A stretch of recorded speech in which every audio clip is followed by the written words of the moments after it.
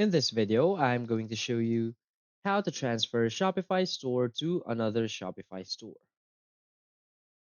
So please watch the video until the end and follow this tutorial step by step to avoid making mistakes. So let's get started. So the first thing you want to do is to log into your Shopify admin page.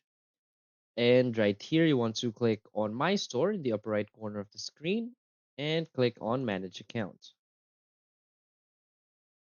Now from here, you want to click on Security and make sure that you have already set a password on your account. So if you have not set a password on your account, just like I do, just simply click here on create password and set up a password for your account.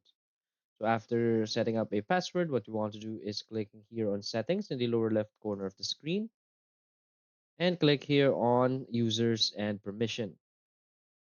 And as you can see here in the store owner section, there is a blue text which says transfer ownership. So that is what we want to see or to do. So click here. So here, just enter the email of the new store owner, his or her first and last name, and just simply enter the password that you've just set up a while ago. So just click transfer store ownership and that's it. So if you find this video helpful, please hit like and subscribe. Thanks.